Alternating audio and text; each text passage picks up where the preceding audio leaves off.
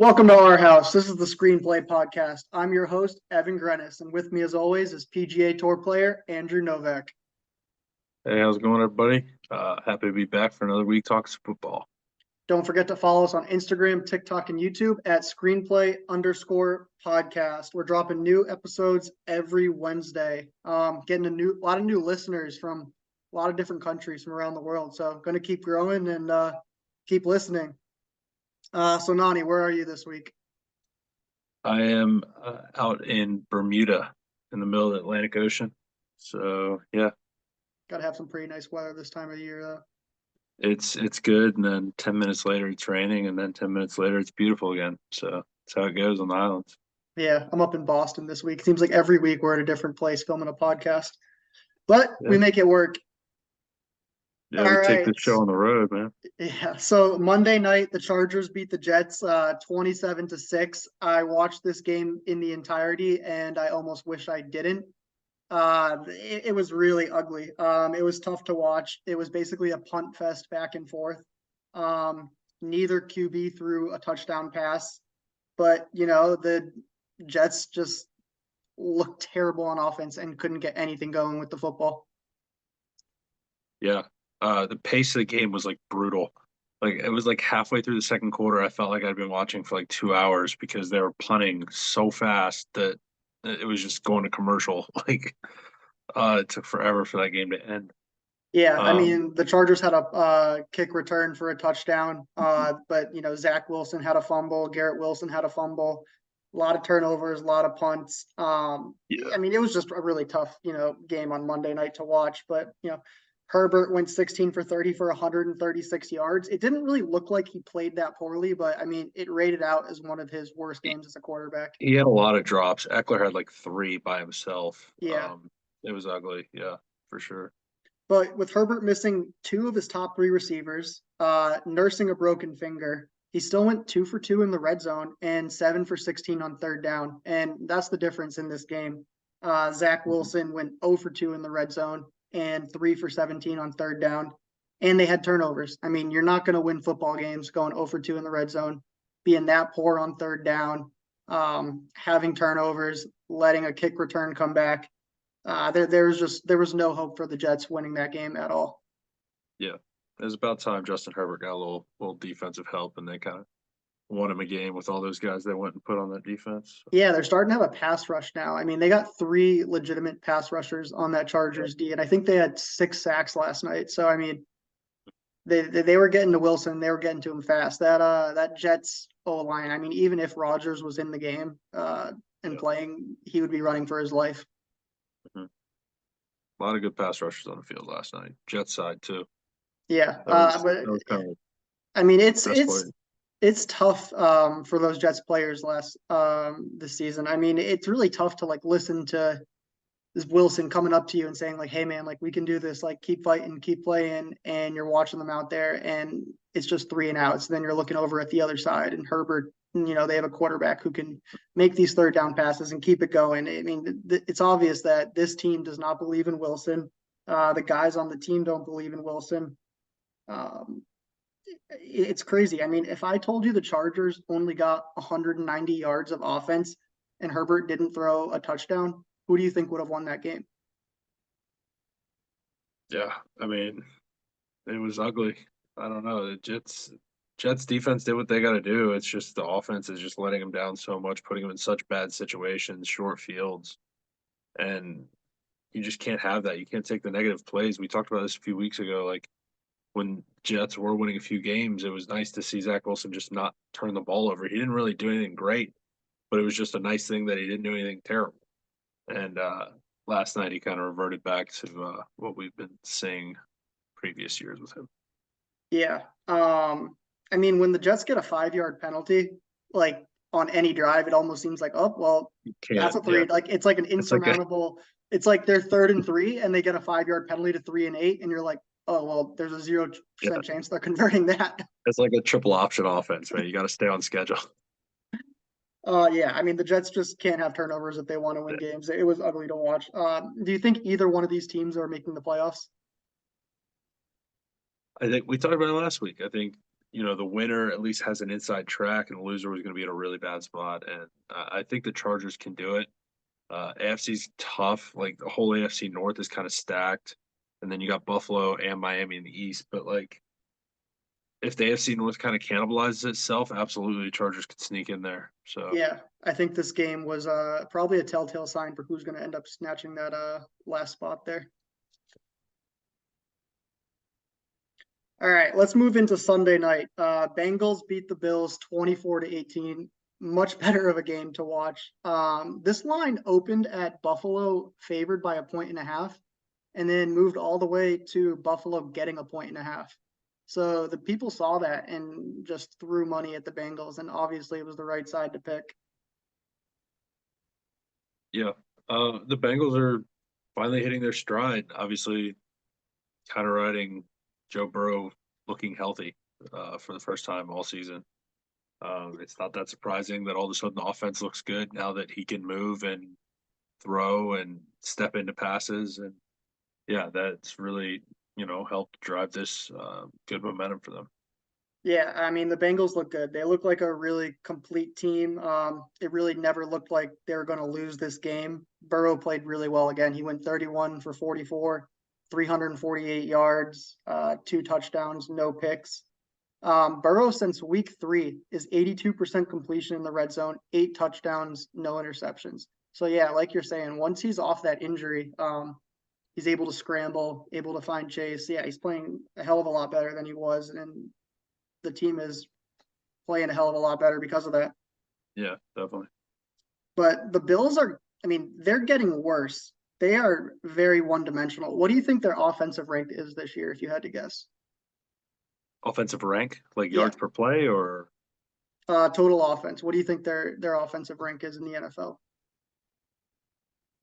they've been pretty inefficient. Run game hasn't been great. I mean, they got to be. Are they outside top 10? Oh yeah, Oh my God, where are they at? 17th. They're 17. 17th in offense. They're 17th in defense, and they're 30th in special teams.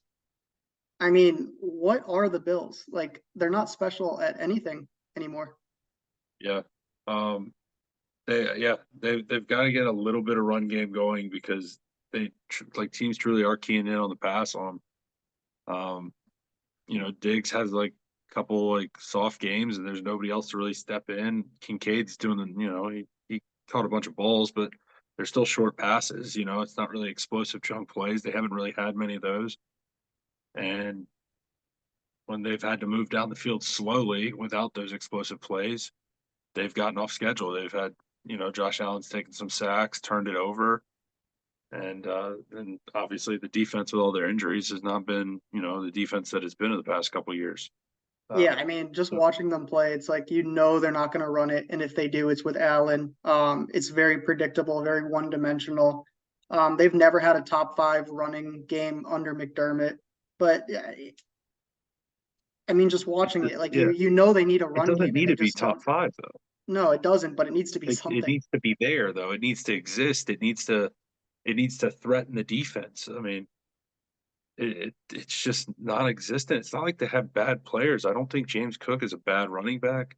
Latavius has not been great this year. I don't know if Fournette will help him. Like, I mean, You got to that hope seemed like a Fournette bit of a helps a Hail little Mary bit, hope but there. yeah. Yeah. I don't know. I do like them in this. They've been running a lot more 11 set without Dawson Knox, and I do like spreading teams out. Shakir has actually looked pretty good. Yeah, the past Uh, couple of weeks, he's yeah, working his way up that waiver wire in a lot of fantasy yeah. leagues. Well, he's But just with the injury to Knox, they don't have enough tight ends, so that they've been running the 3 wide receiver. And I don't hate that idea. Spread it out. Maybe that opens up some running lanes, but they really haven't run the ball or really tried to run the ball a whole lot the last couple weeks with that. So yeah, I'm not sure. I know Bills fans are pretty frustrated with some of the play calling. I'm not sure if it's entirely play calling. I've seen Josh Allen make some pretty bad throws. Um, I think they're just out of rhythm. Maybe 1, 2 good games and they can get it back, but it's definitely getting like danger zone time for Buffalo. yeah, I mean, when you look around the AFC, Cincinnati's playing really well. Kansas City is always playing well. Baltimore's on fire. The Jags are playing some great football. Like this Buffalo franchise is going the opposite way. They're not getting better; they're getting worse. And when you look at the teams that they got to get through in this division, they're really not close right now. Borderline top, not even top five in the AFC. They're regressing. I mean, they got to have some changes, especially I think the run game is where it's got to happen. I agree. So the Eagles beat the Cowboys 28-23. This was a great game. We both took the Eagles -3. I felt pretty comfortable with that bet, with like in the fourth quarter, and then it got really dicey there at the end. Yeah. It felt like a Sunday night game. I mean, it was in the 4 o'clock window, but all the other games in the 4 o'clock window weren't even worth watching. I turned Red Zone off and just put this game on. Well, it kind of was a Sunday night game with the time shift.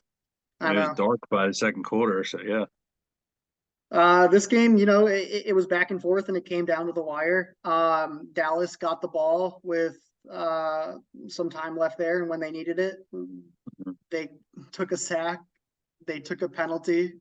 They did everything that they didn't need to do in order to win that game. They had like 30 seconds to go, 90 yards, and the first 20 seconds went so well. And the last 10 seconds was just terrible. Yeah, I feel like it was maybe like second and goal on like the 6 or 7 yard line, and you're thinking, oh, like they're gonna win this game, and then you're looking 10 seconds later, and it's like fourth and goal with 28 yards to go, and you're like, that's classic Dallas situationally. Yeah. With 4:47 left on the clock, though, they had a drive, and the announcers kept saying this. They're like, they need to be careful here that they don't go too slow, that they don't treat this like a game-winning drive. They need to play up tempo, and they really weren't. In case they get the ball back again, which is exactly what happened. They got the ball back again at the end, and there just wasn't a lot of time left for them to really work with. Situationally, I mean, the Eagles are just a better team, better coached. What did you think? Yeah, I thought the Eagles were the better team. I'd seen a few of these games so far this year, and the Cowboys really got smoked. I was impressed. They actually hung around. Like, they played some really good football. Uh, Dak is really playing well the last few weeks. Yep. Dak had 374 yards, 3 touchdowns. I mean, that's a great game against. I mean, albeit a little bit softer Eagles secondary right now. But still, it was a good performance, and they hung around. And they did have a chance at the end. Next step for the Cowboys is to win that at the end. You get there, don't fail at the last bit. Win those games, and then people will start taking you a little bit more seriously. It's like we already know how this is going to end. Yeah. Like before you even get it, like you're like, this is the Cowboys. This is how they end games. This is what they do. I mean, Dak played a really good game. He's been playing well the past 3 weeks. The past 3 weeks, he's had a passer rating over 100 in every game. So he's been playing well, but he's in his 8th year. McCarthy's in his 17th year. The Eagles are much younger in their NFL career. I mean, they just seem so much more buttoned up than Dallas does. I just flat out, I think the Eagles have better players than Dallas. You look along the defensive line, you look at the wide receiver depth. Like, I think people have talked about Dak struggling coming from behind. I think a little bit has been because they've been Lamb or bust in the passing game. I mean, Gallup's had a couple catches. Cooks hasn't been what they were hoping. Gallup's been almost nothing this year. Yeah. Ferguson is literally like their second best option in the passing game. Like, I mean, he's not a bad player, but that's not really the best situation. Yeah. No, they're very it's CD not Lamb great. I mean, dependent. CD's had over 100 yards, I think 3 games in a row, 191 this week. If teams know they're going to throw, they can just kind of double up on CD, and it takes a lot away from them. Yeah, they only had 3 rushing first downs all game. I mean, that's I think they messed up last week.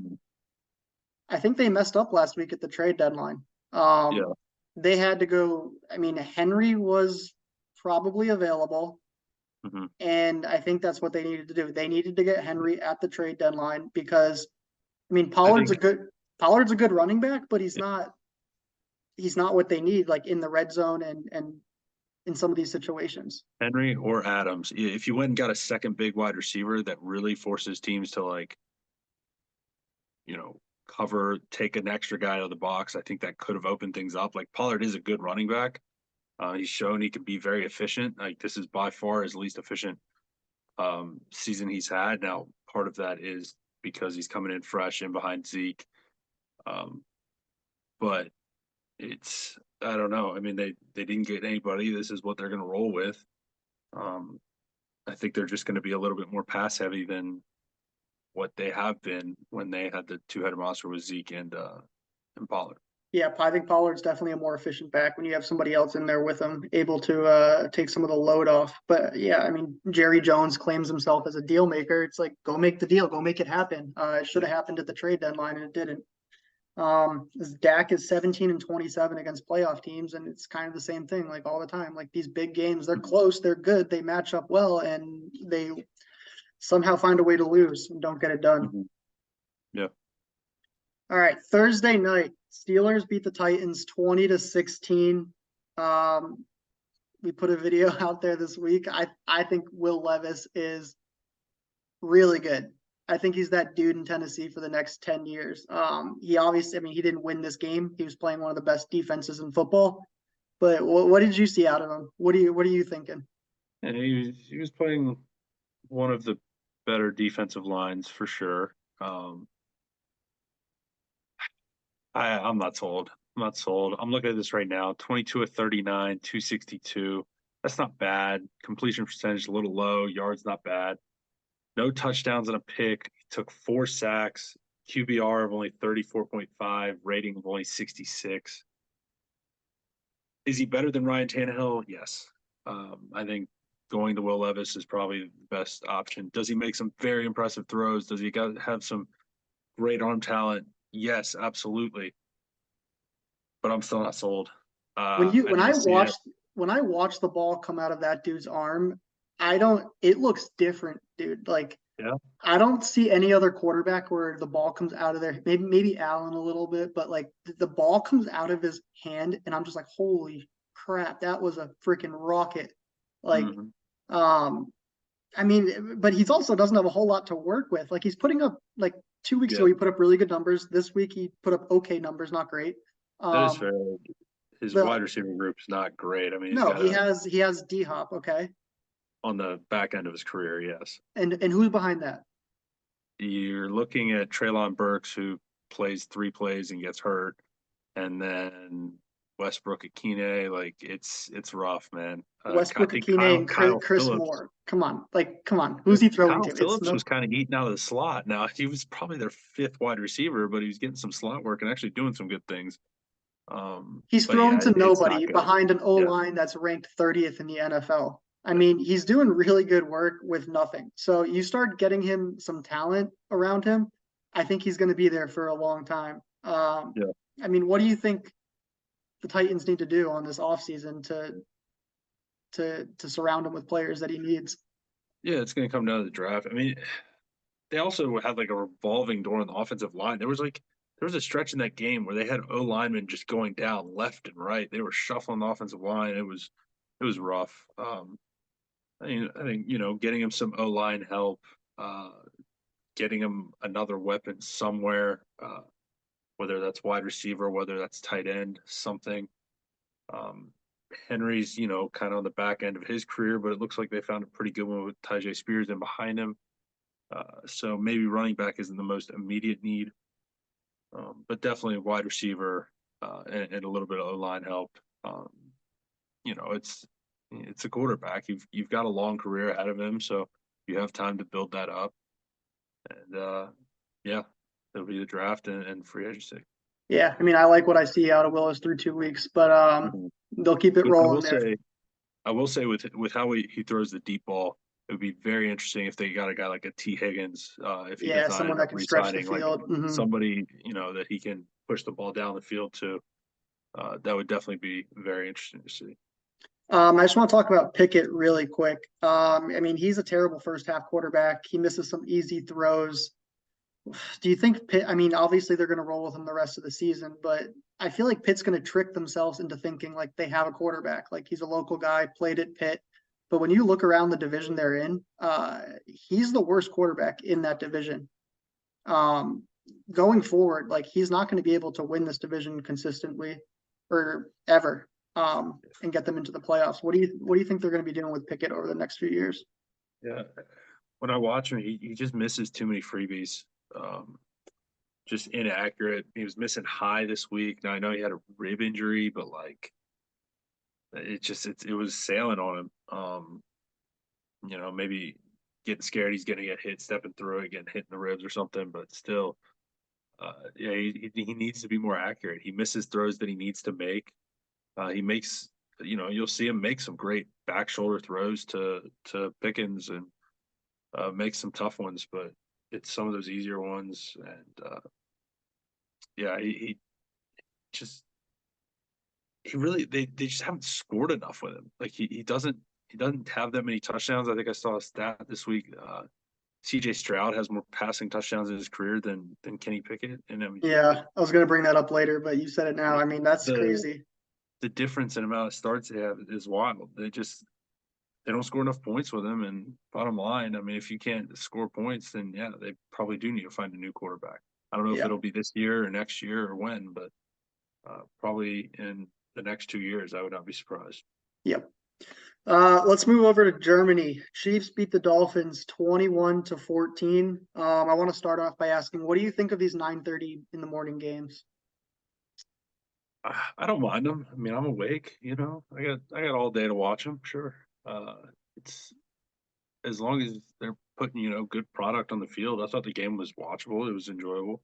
Yeah, Yeah, I good got no product problem this with it. week. This coming week, probably not so much, but It might be a little ugly. yeah, But 9:30. yeah, I don't have a problem with it. It's not too early for me. It's just I love watching football, but when I start thinking about it, 14 hours straight is a lot. 9:30 to 11:30, you love it. Love it. All All right. in.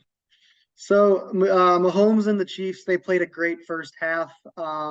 Mahomes didn't do anything crazy. He went 20 for 30, 185 yards, 2 touchdowns. They just felt very efficient, and this is what I want to see out of the Chiefs. Kelsey had 3 catches for 14 yards, and I wanted to see like if they're not Kelsey dependent, can they win football games? And they proved that to me this week. They did. The offense wasn't very good though. Like outside of that first drive when they marched straight down the field, they struggle to move the ball. Um, I think Kelsey's that third down guy that keeps those chains moving, and he wasn't getting the work. And they have a few guys that can move the chains once or twice, but they don't have that consistency with any of the guys yet. I think Rashee Rice is a good player, but he's not really there yet. It's He's I don't almost know. taken that They Juju only scored 14 Smith-Schuster points. role. Yeah. They only scored 14 points on offense because one of those was a defensive touchdown. So, How and they cool, I did. wanted to talk about that play. How cool was that touchdown? That might have been my That was favorite play very of the cool. NFL That season. was definitely for progress stopped, I think, but it was very cool. I love seeing the defense pitching it back and going and making a play. What a heads And up Glenn play. I Reed don't know was how big many on that players in the back in the day. NFL make that play, but I love it. Yeah, I'd love to see that more often. yeah, for sure. That was very cool. We've been talking about this all season, and I've been harping on it, but Miami is not built for the playoffs. The fastest team does not win the Super Bowl. This isn't a track meet. You play in snow, you play in wind. The O line is not good enough. They have to be able to block the pass rush. And when they play these good teams, they don't stack up. I mean, fast and cool beats these crappy teams in the NFL, and then you play the better teams, and it just does not work well for them. I will say I was not able to find it, but I would love to see what the splits were on Waddle on the field versus off the field because he obviously hurt his knee on like the second play of the game. He had like a nice catch on the first play, and then hurt his knee on the second play of the game.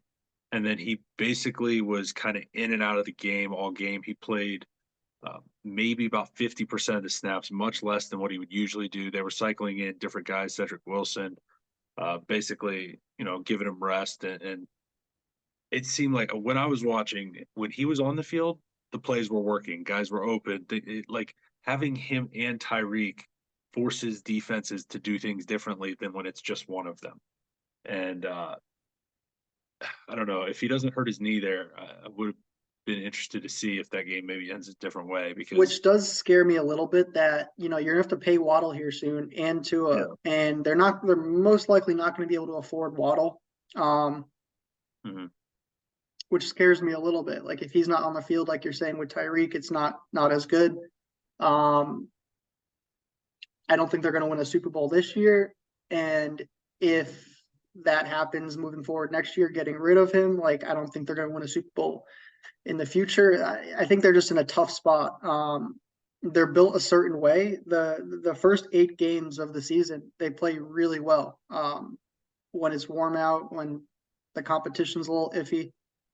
Once it gets to this back half of the season, when they're playing better teams, it gets colder, windier. I just don't see them getting it done. Yeah.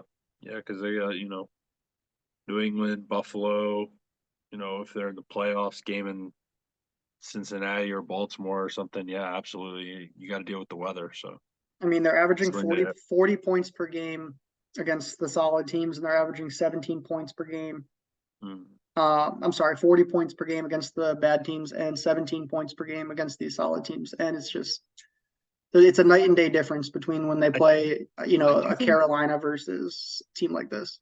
they do have a good horizontal offense though, if necessary. I mean, they run the ball efficiently, especially when Achan's back. I mean, he's speedy. You don't have to throw it to get it to him. You run the ball, jet sweeps, motions like that, or motions whatever. Mostert had, even with the Chiefs having a pretty good defense, Mostert had a pretty efficient game this week. I think he had 12 for 85.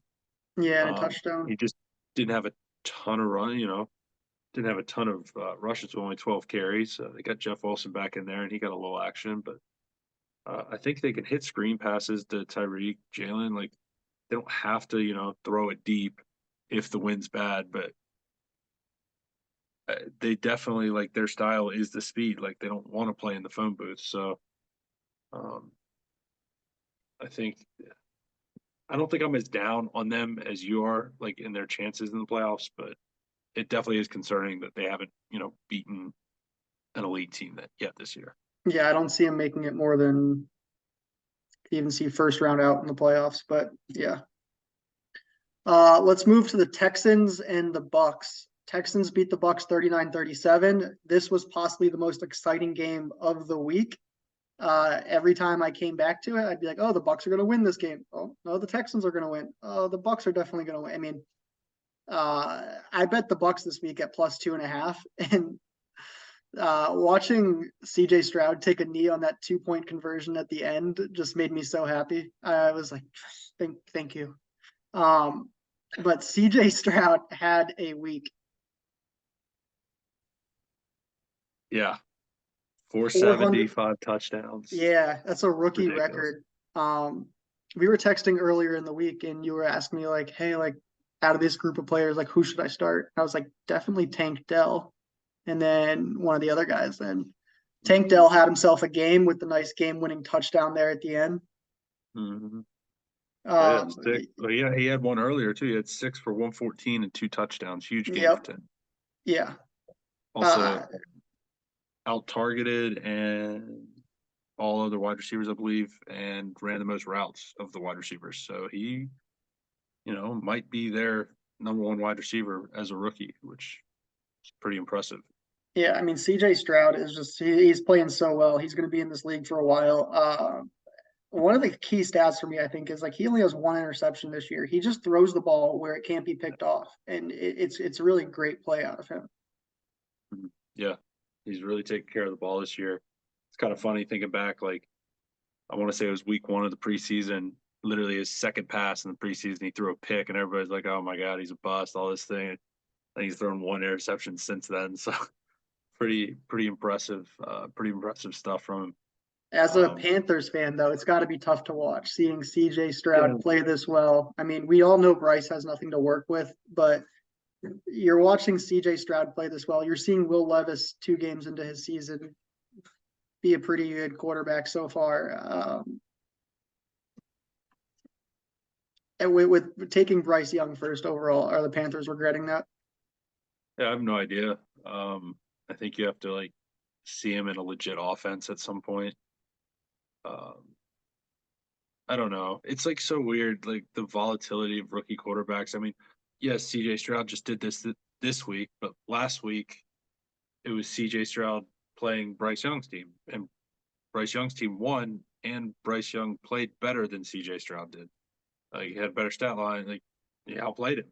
It's it's the volatility of rookies, and uh, I don't know. I don't. Bryce, clearly has not put up better numbers this year than CJ. But I think CJ's got a little more to work with. He's got a better offensive line. I don't know. I think that's a 2, 3, 4 years out kind of judgment call you can make. Um, After watching that this week, yeah, there is a little bit like, man, I wish that was our guy, but I don't know. We'll see. I'm still giving Bryce a chance. Yeah, I think my rule of thumb is Thanksgiving on year 2 is when I start really making decisions on these rookies. But That's do you think CJ Stroud has locked up the Rookie of the Year MVP award? His I odds think it right would now be, are minus 500. yeah, it takes something wild from somebody else, and maybe even like an injury to him or something. I mean, Like I'm looking at the guys after him. The next person after him is Puka at plus yeah, 650, who I don't think is going to win. And you got Jamar Gibbs at plus 1300. So, I mean, CJ Stroud halfway through the season has all but locked up this award, I would think. yeah. So yeah, well, Puka with no quarterback, I find it hard to believe that he's gonna chase him down. Maybe Will Levis could put like a really strong finish to the season or something. I don't know. And then Jameer Gibbs, he's got Montgomery coming back. So yeah, I find it hard to believe it's not going to be C.J. Stroud with how he's been playing. Yeah. All right, let's get into the Raiders and Giants. Raiders beat the Giants 30-6. This was the big storyline here is Antonio Pierce, the new interim head coach for the Raiders. The Raiders looked electric. They looked great. Kind of interesting situation how Antonio Pierce got there. It kind of came out that a couple weeks ago, Antonio Pierce gave a speech to the Raiders locker room that McDaniels asked him to give. And he kind of talked down on the Patriots, and McDaniels wasn't too happy about that. Made its way around the locker room, made its way to the upper tiers of the franchise, and McDaniels was out. I mean, there was a lot of people bashing him. With all these stories coming out, I think it was just time for McDaniels to go based on what was going on inside the organization. Yeah, that team and that franchise have moved on from McDaniels honestly well before they fired him. But it was really cool to see the excitement, the energy for the Raiders players, and then going out and winning dominant fashion like they did was really cool. We have seen that, recently with the Panthers firing Matt Rule last year. Steve Wilkes comes in, and all of a sudden they start winning.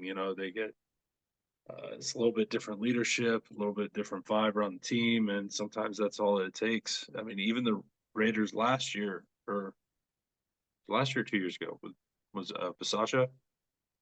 Um, but anyway, yeah, like sometimes being rid of one guy can help reset the mentals, and everybody kind of buys in a little bit better. And yeah, I Yeah, don't I mean, know how. they like him in the locker room. He played in the Yeah, NFL for 10 years as a linebacker. And then, after that, got to a head coach pretty quickly. Started out coaching in 2014 in high school, moved over to Arizona State University, linebackers coach, assistant head coach, defensive coordinator.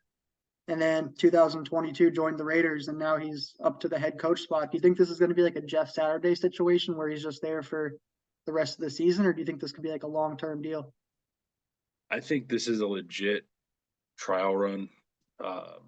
They clearly like him within the organization for him to have just been with the Raiders for that short time and then straight up just get promoted to the interim.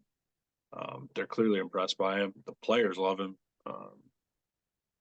I don't think there's any reason, like, whenever you're going to be in a coaching search like this, like the interim coach is always like fair game. If they get something going, there's no reason why he shouldn't be the guy. So I do think that there's like a bit of a honeymoon period when something like this happens. I agree. Obviously, Yeah. like last week was part of that. We'll see how it is going forward. I mean, I think the Raiders have the Jets this week, Yep. prime time. Like that, it's the Jets. They're beatable. Like I could see a little bit of a winning streak starting here. So I don't think they're gonna backdoor the playoffs or anything, but I wouldn't be surprised if they do end up winning like 3 or 4 more games Yeah. through the end of the season.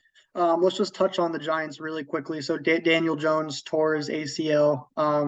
We saw it happen. He kind of backed up and stumbled, and it was pretty obvious that something was wrong.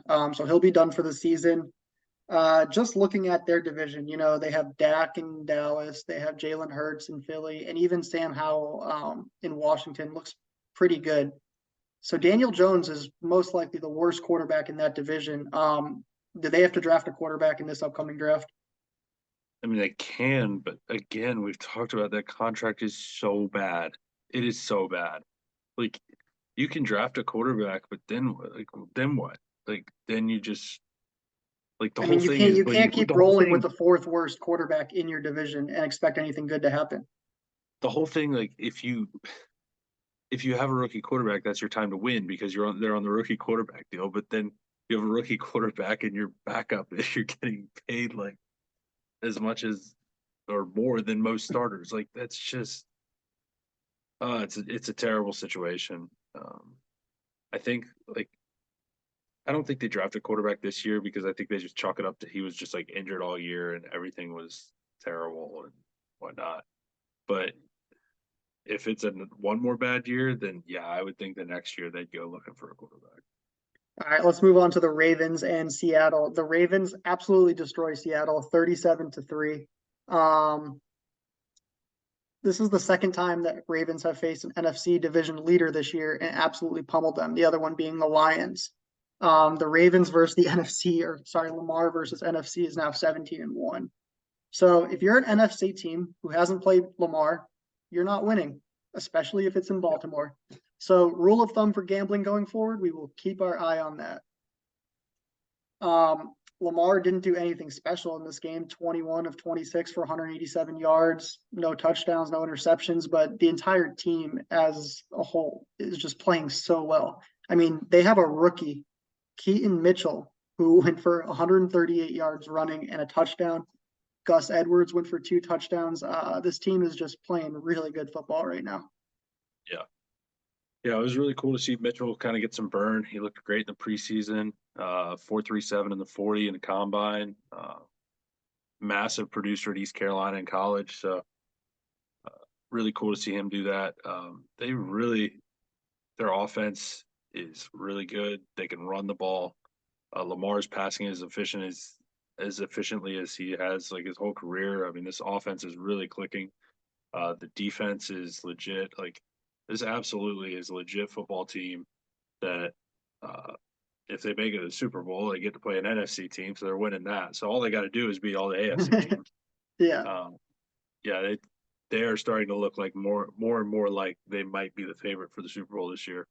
Yeah, I agree. I don't think they're the favorite. I think Kansas City is still the favorite, but I want to say they're second or Right, third. But yeah, right.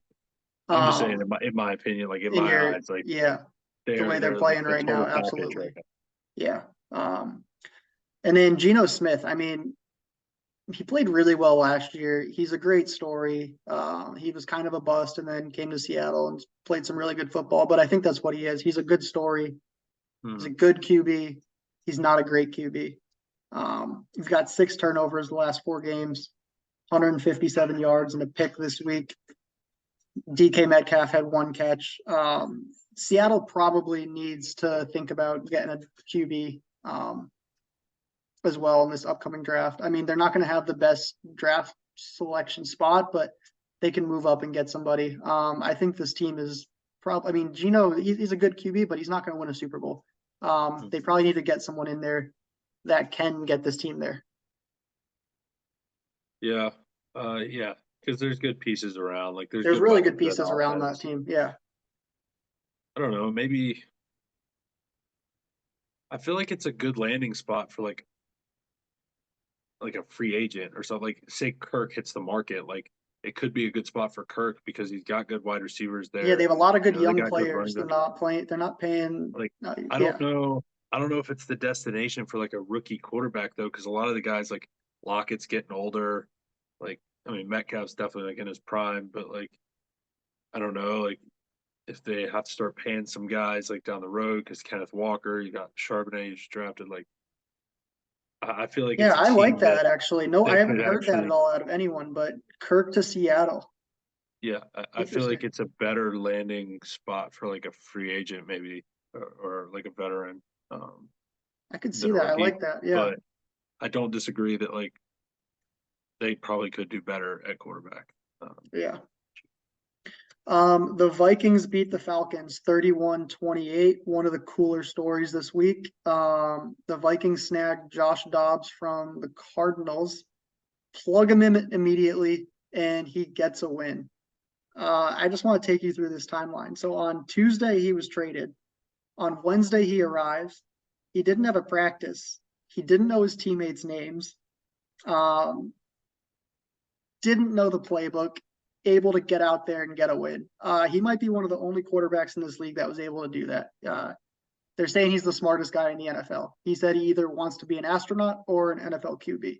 So this guy's got some brain power, able to get the stuff down pretty quickly, and able to lead the Vikings to a victory here. I think a lot of that is the coaching with O'Connell did a great job this week, giving him stuff to work with. What did you think of that? Yeah, it was super impressive. It was so awesome to see him go and do that and just stick it to Arthur Smith. Um, it truly was just awesome. I mean, he couldn't have done it to a better team. I was so impressed. Like I saw videos of him going through the cadence with the O line right before he went in the game. Like so, like they truly were just winging it, like on the fly. He said O'Connell was calling plays, but also like translating them to him, basically telling him like what was going to be happening on the play as he was calling the play. I truly like one of the more unbelievable stories this year. He played great. I mean, he had three touchdowns, one on the ground, two in the air. Um, game winning drive there at the end, like just so impressive. Um, Yeah, I don't think people know how hard that is to do. He had a quote. He said, "It was like I was in AP Spanish all year." And then they were like, "Oh, you're taking the AP French exam on Sunday." So I think that, yeah, what he yeah, did was amazing. I don't think people know how hard that is to do. yeah, Um, I kind of want to see them play well the rest of the year and see yeah. what they can do. They It's a really good are. story now. They've been on a heater. They've been playing really good football. Um, they're hopefully going to get Jefferson back in the next like few weeks. That'll really help. Their wide receivers are kind of down bad. Osborne went out this past week, but they still have Addison. They still have Hawkinson. That's one to pay attention to. Dobbs loves the tight end, so I wouldn't be surprised to see some big time Hawkinson work the next few weeks, especially before Jefferson gets back. But yeah, I don't know. I think their defense is good enough, and the way they're playing, like they're probably not going to beat the Lions for the division, but I think they can beat a lot of other NFC teams out for like the 6th or 7th spot. So, the Dobbs trade was definitely like a win now move for them. Like they're trying to salvage the season, and if he can play like that, I don't see any reason why they can't. I agree. All right, let's get into our power rankings. At 10, we got Pittsburgh +8 on the turnover differential. They're winning ugly. They're well coached. They got a top D. I just really don't trust Pickett back there running the helm. At 9, we got Seattle. They're a winning record with a negative point differential, which is a little scary. They run the ball well. They're coached well. Geno Smith is just a little iffy at quarterback. At 8, we got Dallas. They outgained the Eagles in the fourth quarter by a good margin. They played well, just didn't get the win. They're 29th ranked in the red zone offense, which is a little bit scary. But Dak's playing well, 3 straight games over 100 passer rating.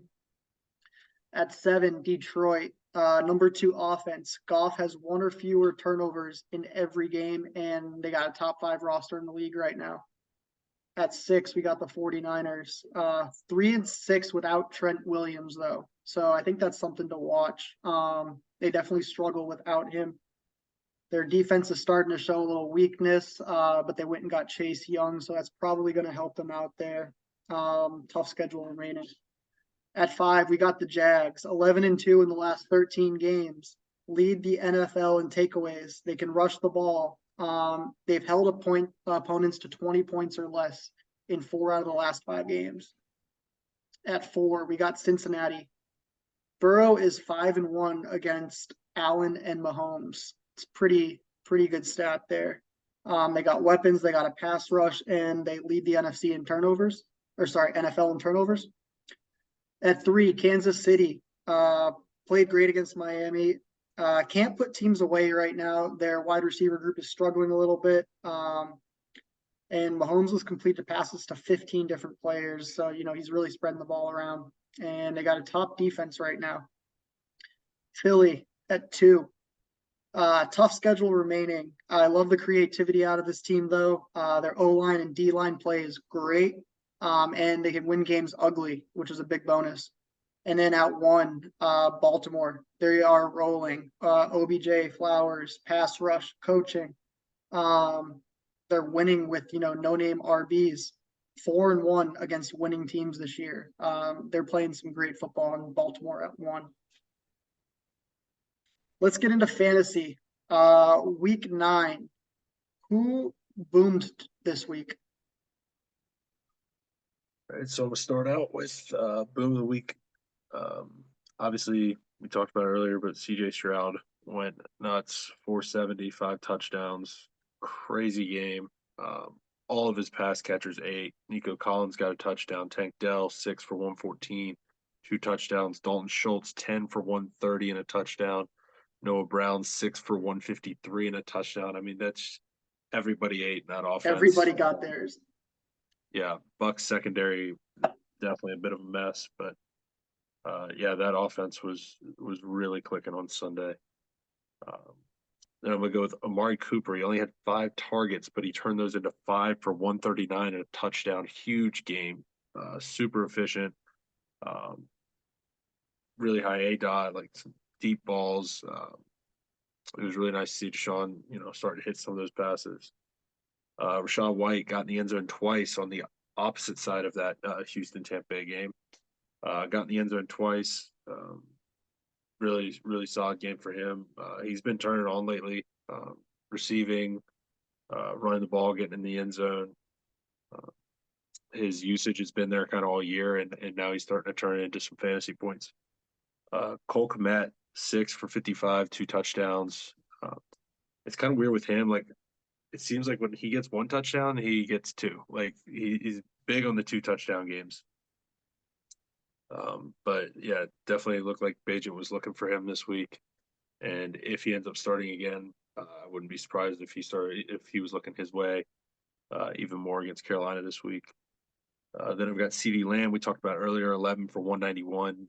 He's been on an absolute heater lately, just balling out the last 3 games.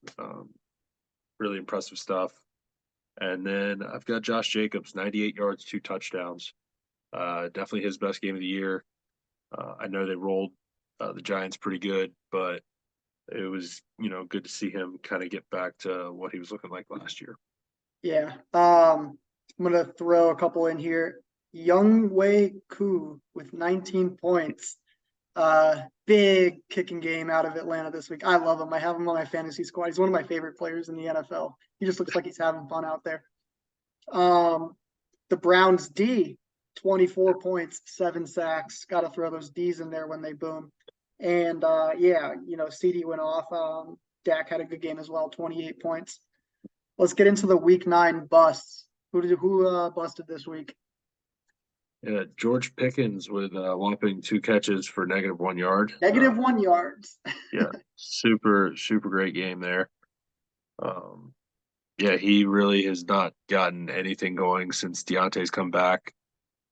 He got bailed out with a touchdown last week. but he has not had much as far as volume, and it's been tough going for him last few weeks. Travis Kelce, not usually seeing him on the bust list, but only 3 for 14. Yeah, I guess Taylor didn't fly out to Germany, so rough game for him. She did. Hopefully she gets in the stands next week. She was there. Oh, she was there? All right, well, Yeah. never mind. I don't know. Time to break up, I guess. Um, we'll go with Kenneth Walker against the Ravens. He had 9 carries for 16 yards and then a catch for a yard. Just not efficient, not a good day at all. Charbonnet was, is really starting to eat into his snaps. It's looking like almost like a 50-50 split. All the 2-minute drill work, and especially since they were down in the game, all the passing down work is kind of going to Charbonnet. And so you saw a lot more of him than Kenneth Walker in that game. I'm going to throw a bust. It's not a specific player, but I'm going to go with the Cardinals offense. I went through. I want you to guess how many plays on offense do you think they had go over 5 yards in the game? Plays that they just got more than 5 yards on. I didn't watch the game, so I'm gonna guess 5. 7 plays the entire game. They You gave made more it than sound. 5 I yards. guessed low. You made it sound like. That's bad. That Yeah. is terrible. They had for the whole game. They had 48 plays for 58 total yards. That's 1.2 yards per play. That is maybe one of the worst offensive performances I've ever seen by an NFL team. Luckily, they get Kyler back this week because they got rid of Dobbs, and Clayton Tune was quite terrible. So Yeah. hopefully nobody started any Cardinals players this week. Then I'm going to go with Chris Godwin. Rough week in what was, pretty good shootout with Houston. You would expect to have had a decent game, but he only had 2 for 16. So I had Godwin on my team all year, and he's been steady, no booms. He's been getting 10 points, 12 points every game. So I was like, screw it. I'm done dealing with him getting just a low average amount of points. So I traded him away for Evan Ingram, and I'm loving how that's looking right now. Yeah. Yeah. And then the last one is kind of a little twofer. Not that surprising because they had Brett Rippon at quarterback, but Cooper Kupp and Puka both with rough weeks. 2 for 48 for Kupp and 3 for 32 for Puka. Yeah, that's 3 weeks in a row. Kupp's on our bust list. 3 games in a row, he's at 6 points. Yeah. If I was guaranteed that Stafford was coming back soon, I'd say go trade for him, but there's no guarantee of that. And it's just not looking so great there for the Rams, any of the Rams offensive players. And then I did throw Devontae Adams in here, 4 for 34. Not horrible, not the worst game on here, but out of a player of his caliber, you're Yeah. expecting more. So I even have down here. I mean, he hasn't had more than 12 points in fantasy since week 4. Devontae? Yeah. That's incredible. When you draft Devontae, you're hoping for a little more production out of that. I'll add in DK Metcalf had 1 catch. He had 6 points. Luckily, it was a large catch. So, I mean, not a great week there. Herbert had 7 points, 136 yards. If your QB is playing the Jets defense, I don't care how good your quarterback is, they're not going to put up a lot of points. They've proved that this year. Yeah. And then Zay Flowers, 1 catch, which is interesting. 37 points. You'd think that Zay would have done a little better, but it was all running backs there in Baltimore this week. Yeah. All right, let's move over into week 10. Who do you like starting this week for fantasy week 10? So first 2 guys aren't really they're just kind of in boom spots. But I love Joe Mixon against Houston this week. Rachaad White got in the end zone twice against them last week. That Cincinnati offense starting to cook. I could see some points in this game. I like Mixon to get in the end zone at least once again. This, I guess, could be like a 50-50. David Montgomery, if he does play, you got to start him. Don't be worried about the injury. He's playing against the Chargers. They had a great defensive week this week, but that was against the Jets, so it doesn't count. The Chargers have had issues with their run defense past few years, honestly, and I think the Lions coming off a bye. That's a great spot for him. If he doesn't play, then Gibbs is in a huge smash spot for sure. And then a couple 50-50s maybe on your lineup. I've got Demario Douglas playing against the Colts. Colts secondary has been a nightmare this year. The Patriots throwing the ball has not been like great, but he is definitely the wide receiver one on that team. He's run the most routes, had the most targets for wide receiver position this week for the Patriots. And I mean, he may not have the highest ceiling. He's definitely like a PPR kind of slot guy, but you could see, anywhere from 5 to 8 catches and 60 something yards. He'll get you there if you're looking for a flex spot or something like that. And then Terry McLaurin against Seattle. Their defense has not been stopping anybody lately. McLaurin's been very, very consistent this year. And with the rate that they're throwing the ball, I see a pretty good week for him against Seattle. All right. I like both T. Higgins and Boyd. Chase may not play this week, so both of them are probably a slight uptick in points. D-Hop showed some connection with Will Levis, so I like him starting, kind of a borderline starter. Taysom Hill has had 20-plus points the last 2 games. His projections going into the weeks are like 2 points, and he's getting 20. They finally upped his projections this coming week to like 9. But I mean, that Saints offense has been using him. So if you have him, get him in there. And if he's on the waiver wire, in which he may still be, you got to grab him. Yeah. And then Schultz down in Houston. CJ Stroud has loved him. He has 4 touchdowns in the last 5 games. Got to get him in there. Week 10 fantasy, sit him. Who are we sitting this week? I'm sitting all of the Browns running backs against Baltimore this week. Baltimore's defense is solid. It's going to make it tough for there to be much running room for Jerome Ford. And then Kareem Hunt has been pretty touchdown dependent. And I just honestly don't see the Browns getting in the red zone a whole lot either. So I don't like that matchup for either of them. If you got him on your team, I don't know if you can necessarily sit him. You may have to start him, but I'd be a little bit concerned about the matchup. Derrick Henry against the Buccaneers. The Bucs run defense is really solid. You kind of have to get after him in the pass game. And the Buccaneers are the favorite in the game. It's only a couple points, but if the Titans are coming from behind, they may look to air it out a little bit more. So maybe not the best spot for him. And then my final sit, I know Cam Akers just got hurt, but Alexander Madison against the Saints, another really good defense. You may have to start him depending on what your roster composition is, but Madison has not been super efficient this year, and it's against a good defense. You kind of would need to get there through either probably touchdowns or receiving game work. He got a touchdown in the receiving game last week, but he only had 2 catches. He kind of got lucky on a long one. So with Dobbs being more of a running quarterback, he may be vulturing some touchdowns in the red zone. It's maybe not the best position for Madison this week. All right. I have Singletary versus Cincinnati.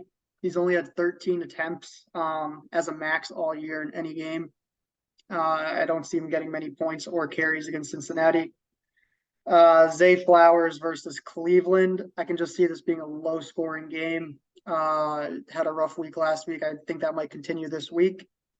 If you got to watch the Cardinals, I mean, if Murray plays, like, go ahead and start your Cardinals guys. But if he doesn't, and we're seeing Clayton Tune again, like, get everyone on the Cardinals out of your lineup. Because like you said, like, that was one of the worst NFL offensive performances we've ever seen. All right, let's get into the gambling lines. Going to go through the games here. On Thursday, to start it off, we got Panthers at Bears. Bears are 3.5-point favorites. On Sunday, 9:30 in the morning, Colts and Patriots. Patriots are getting a point. Browns at Ravens. Ravens are 6-point favorite. 49ers at Jags. Jags are getting 3. Saints at Vikings. Vikings are getting 2.5. Packers at Steelers. Steelers are 3-point favorite. Titans at Bucs. Bucs are favored by a point. Texans at Bengals. Bengals are 7-point favorite. 4 p.m. window. Falcons at Cards. Cards are getting a point. Lions at Chargers. Chargers are getting 2.5. Giants at Cowboys. Cowboys are 16.5-point favorite. Commanders at Seahawks. Seahawks are 6-point favorite. And then late window, Jets at Raiders. Raiders are getting a point. Monday night, we got Broncos at Bills. Bills are favored by 7.5. What's your must-win game of the week? So I'm gonna go with the Steelers this week. They're playing the Packers. It's a home game. Steelers are 5-3, but they've got a strong division. They're gonna have some tough divisional games. Like they're gonna have a tough schedule coming in, playing some of those teams, and they cannot afford to take losses to teams like the Green Bay Packers. And so I am putting them in the spotlight this week. The Steelers need to win that game. All right, I'm gonna go with